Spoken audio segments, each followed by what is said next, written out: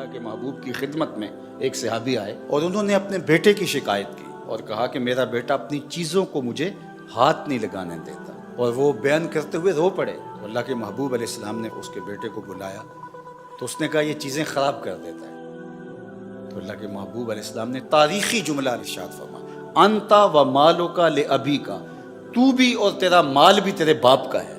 والدین کی خوشنودی کے لیے جو تم خرچ کرو گے، ان کی خدمت میں، ان کے لباس میں، ان کی غذا میں، ان کی رہائشی ضرورت میں جو بھی تم خرچ کرو گے تو اللہ نے اس کو سب سے مقدم رکھا۔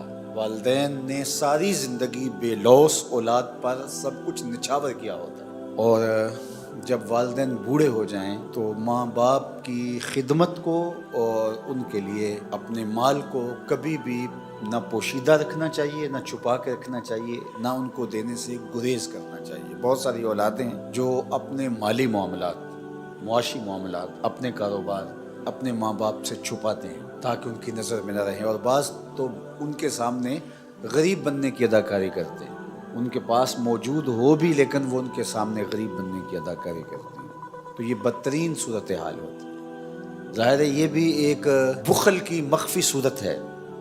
انسان جب ہونے کے باوجود غریب بننے کی اداکاری کرتا ہے تو یہ بخل کی ایک مکارانہ شکل ہے کہ لوگ کہیں کہ یہ تو بیچارہ کسی قابل نہیں ہے، تو ماں باپ کے سامنے آپ کی کوئی چیز پوشیدہ نہیں ہونی چاہیے۔ تو فرمایا تمہارے مال کا سب سے زیادہ حقدار کون ہے؟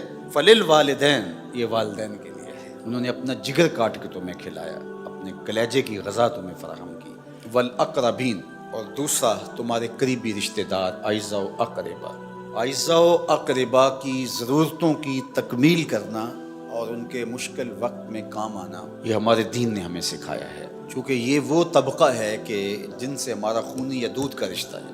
ان کی عزت نفس کو ملحوظ رکھتے ہوئے ان کی ضرورت کو پورا کرنا، یہ ہمارے دین نے ہمیں سکھایا ہے۔ والیتامى، اور تیسری چیز یتیم اور یتیموں کی کفالت، ان کی ضرورت کو پورا کرنا اور ان کی تکمیل کرنا، چونکہ جس کا باپ چلا جاتا ہے وہ دنیا کے اوپر جس قسم پرسی کے عالم میں مبتلا ہوتا ہے، یہ وہی جانتا ہے جو اس درد سے گزرے۔ جس نے درد یتیمی سہا نہیں، اس کو یتیمی کے درد کا احساس نہیں ہو سکتا۔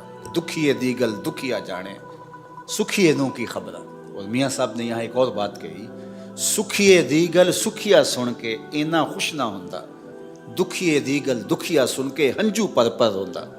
یہ بات ذہن میں رکھیے کہ یتیم کی کفالت کرنا، اس کی مدد کرنا، اسلام نے اس کی بھی تلقین کی ہے، لیکن اس سے بڑھ کر اس کی عزت نفس کا خیال رکھنے کی تلقین۔ کلا بل لا تکرمون الیتیم، کہا ان کا مسئلہ کیا ہے، یہ یتیموں کو عزت نہیں دیتے، تو تذلیل کسی کی نہ کی جائے، کسی کو بے عزت نہ کیا جائے۔ تو فرمایا کہ وہ تمہارا جو مال ہے وہ عزت کے ساتھ خرچ کیا جائے یتیم پر۔